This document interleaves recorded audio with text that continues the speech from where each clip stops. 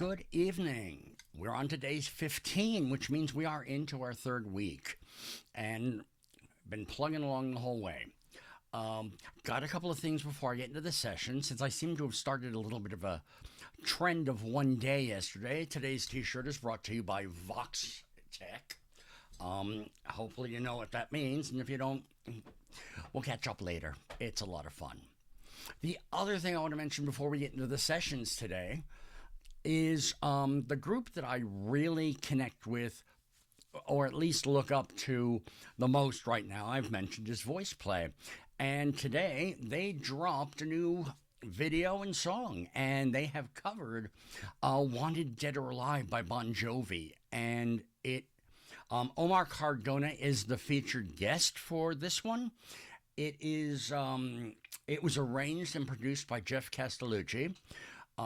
I always think it's good to tell you if it's Jeff, Lane, Ellie, who are doing arrangements. And this one was by Jeff. I think it's an absolute killer cover of Dead or Alive. It dropped today at noon. I put the link for the video into the description. Definitely go check it out. Okay. Today ended up being a really different kind of day. The primary session was Be Prepared. And something definitely shifted today. So I'll go vague first. At a certain point, it stopped feeling like something I was executing and started feeling like something I was actually inside of. And what happened was, instead of focusing on the vocals, I shifted outward. I was thinking about the other performers at that point, the interaction, and things clicked in a very different way. Now, I have seen the video for Be Prepared countless times. I think I've mentioned that in other episodes. But on top of that, I've seen Voice Play videos across their catalog. I know what these people look like, especially in this one video. And I got to one line where I could literally see Cesar de la Rosa's face. And it first internally gave me a smile, and then I remembered the scene and I just reached out to it. And when I did the playback, it was probably the best little section that I'd heard so far, because it was engaged. Everything started to flow together. For that section, the phrasing was improved, the tone was settled. Really, the whole performance really felt connected in that moment. I wasn't actually trying to do anything. I was just there. Let's see. So, now, of course, there was a flip side to all of this, because I was there. A lot of things that, technique-wise, I'm still building, went to the wayside a little. My low notes did not come. Because I was pushing more, fatigue started to show. And my breath took an interesting turn. The way I've been breathing to sustain breath through a phrase, I basically catch the breath just near the beginning of the phrase if I need to, and usually can make it through okay. But today I was running out of breath, not actually near the end of the phrase, but a little back from it. And what I realized was that I was actually running out of breath because I had actually coupled a couple of phrases together in a thought. So I'm not doing breath support by the phrase anymore. It's the mental process. It is actually thinking like the character. And operating at the thought level just changed the entire dynamic. So everything is now working, but because of the view from the theatrical point of side, things elevated here, but things fell down over here. The whole system didn't fall down, just things that I have been slowly trying to coax to continue to build did not. They just sort of sat where they were. I went through it and did one more take, and I let myself completely immerse in that video. I could see. All right, I cheated a little. I did not turn around and see Lane, but I did see Ellie, Michael, and Caesar. I could visualize them plain as day, and I really felt like I was interacting with them. And my last run through was really something that I need to go back and review because, while of course it wasn't perfect, I honestly felt like my homework was to go home and listen to it and circle areas where I'm like, okay, this point right here needs this. So it's becoming more surgical because the entire piece is beginning to start to gel. I guess would be one way to put it. After my primary, I took some time this morning to look over my journal entries over the last 2 weeks. And I'm trying to get a continued grip on how I want to approach everything. And it's not in the sense of planning things out. I do admit I have an outline. Anybody watching me during this thing can see my head drop every now and then. But I don't try to write it out. I try to be in the moment, remembering what was going on that prompted me to write down this is important to touch on. So what I'm trying to do is get more comfortable naturally figuring out where things are going to be, and then sort of trying to figure out which way I want them to go when I get here, so it's not as... It's off the cuff, but it's not babbling along like I am at the moment. Now, let's return to singing. Secondary session today was Boulevard. This one was also interesting, but for a completely different reason. I moved Boulevard to the afternoon. There's no real change today because Be Prepared in the morning, Boulevard in the afternoon, primary then secondary. No real change.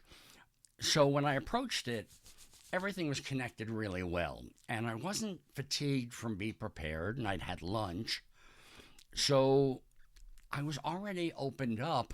The upper range was actually already there. I did one light warm-up where I started on, I think, a G3, and I just did a sliding scale up.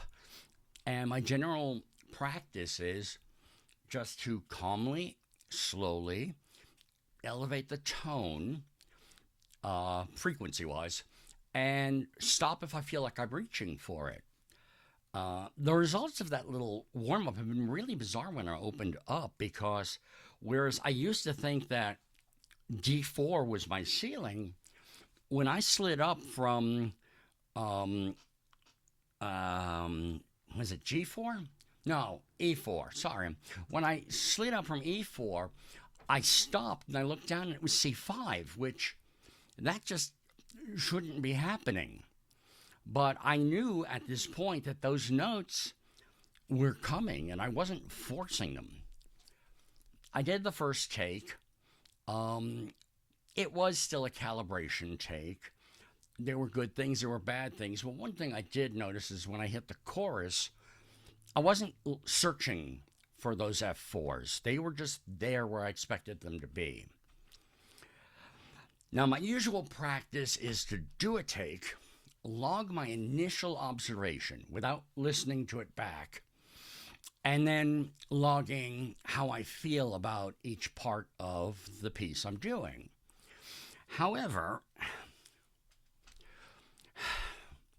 technical today.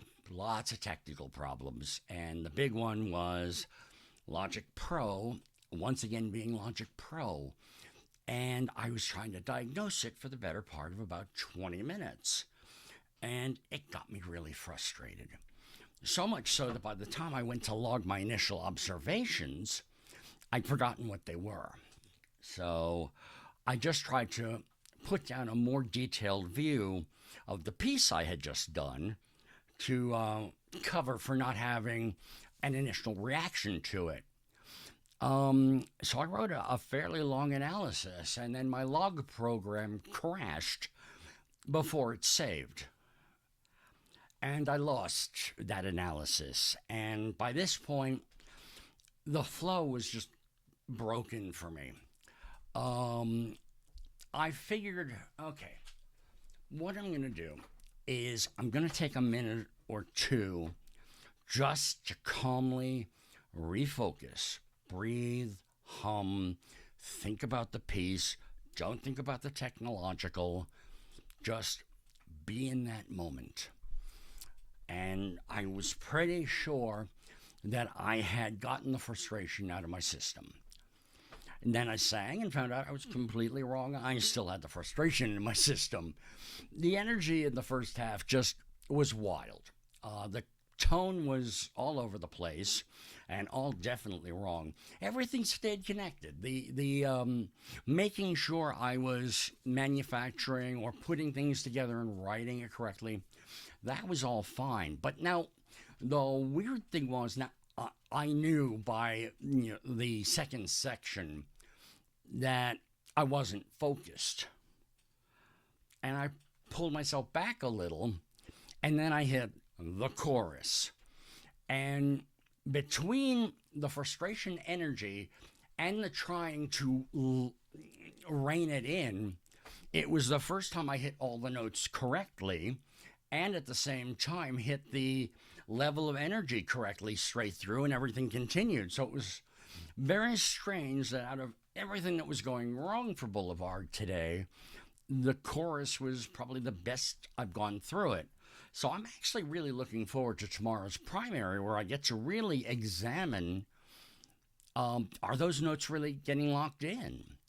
Again, no matter how frustrated I was, the basic techniques stayed locked. Everything was intact. I think what's really important about this is that I stayed locked in, I'd call it less than ideal conditions, but it was far worse than that today. I literally was ready to just walk out of the room. So despite the disruptions, things are improving and I'm able to stay focused when it needs to.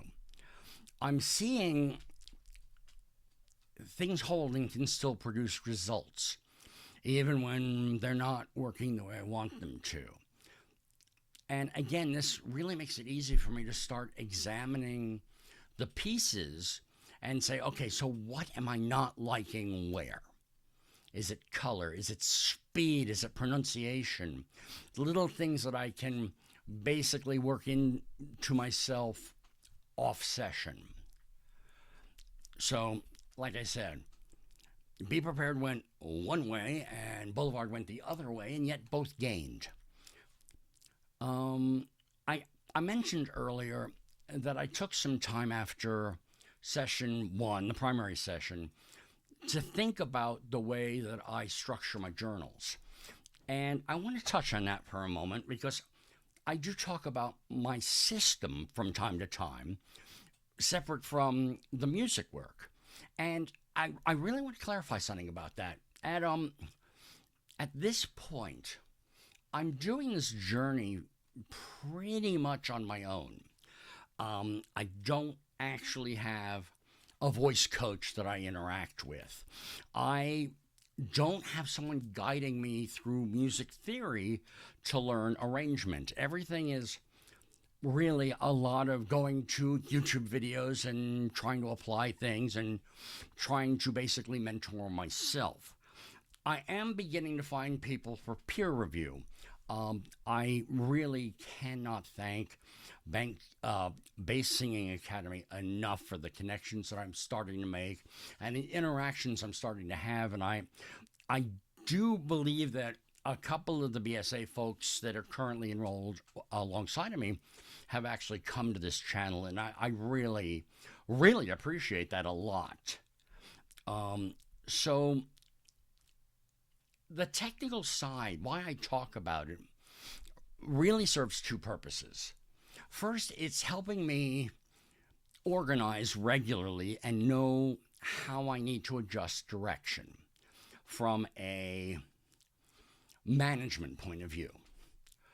Secondly, like I said, I'm on this journey myself, and I can't be the only person who's trying to undertake a journey like this. And I'm really hoping that any resources that I put out there, any experiences that I'm going through, or ways that I'm managing it, can possibly act as a springboard for someone else. I have a favorite nonfiction, well, fiction nonfiction author, and concerning his nonfiction, in his field of study, he said he really got into writing because he wanted to write the books that weren't available when he was looking for the books in his area. And that always struck me very deeply. So if anything I'm doing can help someone else avoid an hour, 5 hours searching on YouTube, bonus. Let me pay it forward. Also, beyond what I have been posting, which is my singing experience, there's a lot more I'm going to be putting in. I am beginning to arrange my first piece. I want to talk about what I'm learning in arrangement. I want to talk about songs I have considered for using in a cappella performances. And eventually I'll be talking about how I'm going to track down people who want to sing with me once I learn how to sing. But it's moving forward. So TLDR, which is far too late. Today showed two different sides of a similar thing coming from very different ends of the spectrum.